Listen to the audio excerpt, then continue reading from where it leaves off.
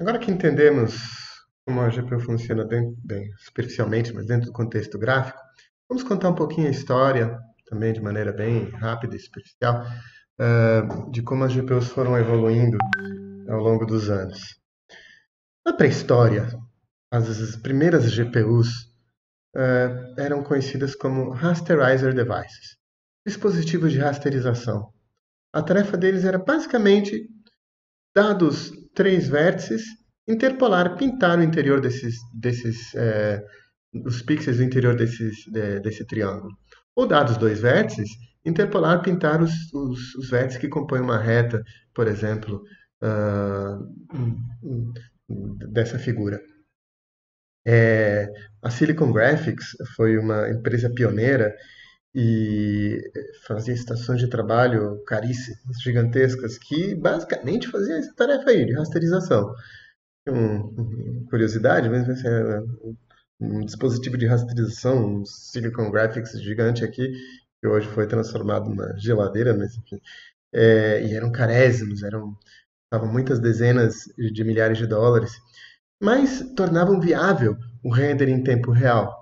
Porque para pintar o interior do triângulo, para pintar os pixels do interior do triângulo por software, é uma tarefa muito tediosa, muito demorada, demandando muito trabalho braçal da CPU. E basicamente, até hoje em dia, assim, é bem complicado se a gente for tratar essa rasterização diretamente na CPU, mesmo que a gente esteja falando de GPUs com vários nós.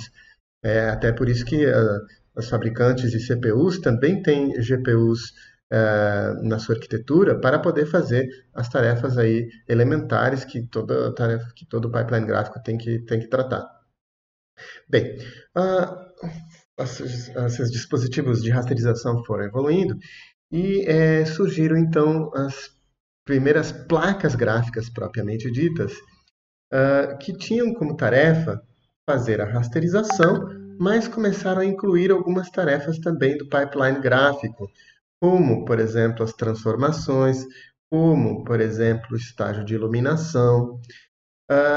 Mas essas primeiras GPUs, a gente chama elas de Fixed Function GPUs, eram GPUs que já tinham todo o pipeline gráfico impregnado no hardware. Você só me diz qual é a matriz que eu tenho que usar para fazer a transformação. Essa, tá? Deixa que eu faça do jeito que eu sei fazer. Você me diz qual é a cor do material, mas deixa que eu agora eu já tenho aqui qual é o cálculo de iluminação que tem que fazer, dada a cor do material desse triângulo. Me diz a normal, me diz a cor e eu calculo. Então, as primeiras GPUs, chamada Fixed Function, eram GPUs que não tinham como a gente programar nada do pipeline gráfico. A gente dava os triângulos, dava os parâmetros daquele triângulo, como as texturas, a cor, a luz, e o resto ia ser feito automaticamente, diretamente no metal, no hardware. Não, nessa época não havia nenhum tipo de acesso ao processador desses dispositivos. E toda a manipulação da GPU era feita através das APIs gráficas que se comunicavam, faziam a comunicação entre a minha aplicação, entre a CPU e a GPU. Por exemplo, carregando as matrizes, dizendo qual era o material e tudo mais. As APIs gráficas, elas por isso, se baseavam muito na ideia de estados. Imaginem chavinhas, que a gente ia lá na GPU e dizia assim, bota a chavinha para fazer desse jeito, isso aqui, isso aqui, e agora manda os triângulos e está tudo chaveado para você fazer desse jeito aí. Né? Bom, essas GPUs tinham muitas restrições, porque, por exemplo, eu não poderia escolher um modelo de iluminação diferente para um triângulo e para outro. Sempre é o modelo de iluminação que estava lá no hardware.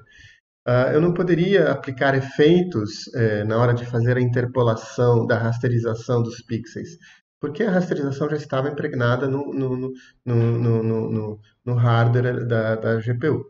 Então surgiram, um pouco depois, as GPUs programáveis.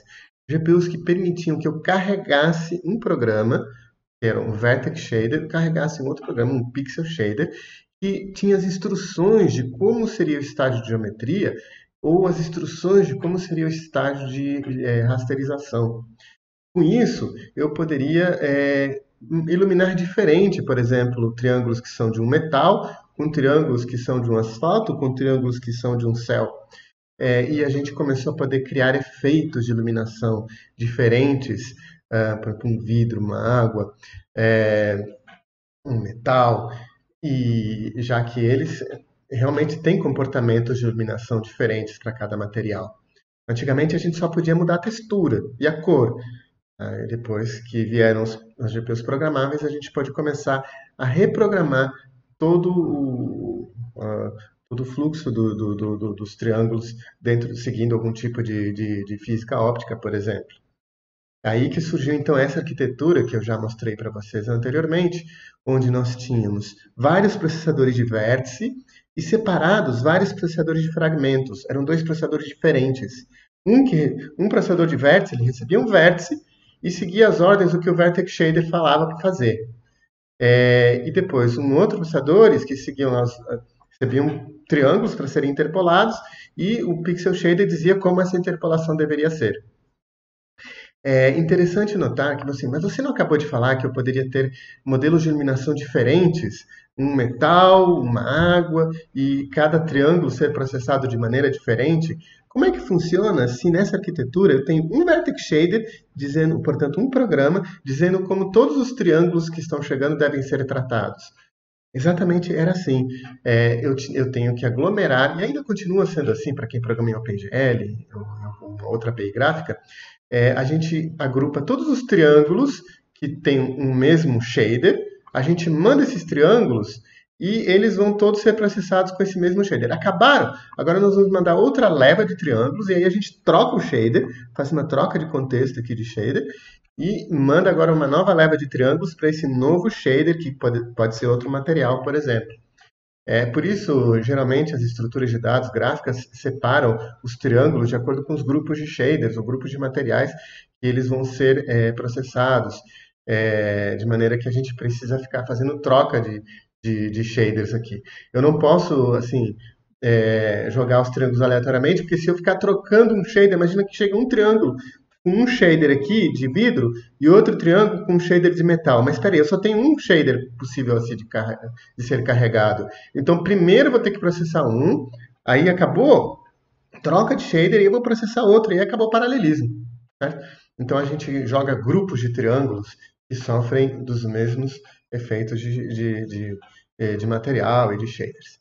Essa aqui, por exemplo, já é um raio-x de uma arquitetura, uma das últimas mais modernas aí da época das GPUs puramente programáveis, a GeForce 7800, mais ou menos do ano 2003, 2004, mais ou menos, onde vocês veem esses verdinhos aqui, são processadores de vértice.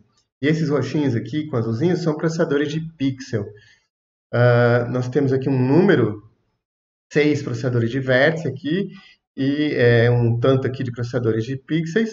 E veja que estamos numa época que não havia ainda dual-core em CPUs, nem nada. E o povo começou a olhar, caramba, aqui olha só, tem um monte de processadores aqui, um monte, uns 15, 16 processadores. Será que não poderia começar também a fazer algum outro tipo de operação que não seja gráfica? O grande problema é que o que o processador de vértice recebe como entrada? Um vértice. E o que ele gosta de saída? Um vértice projetado com iluminação. E o que o processador de pixel recebe? Um triângulo para ser interpolado. E o que ele devolve? Uma interpolação de um triângulo. Só que a gente tem shaders, a gente tem programinhas que podem dizer o que acontece no meio dessa interpolação ou no meio desse processamento aqui de geometria.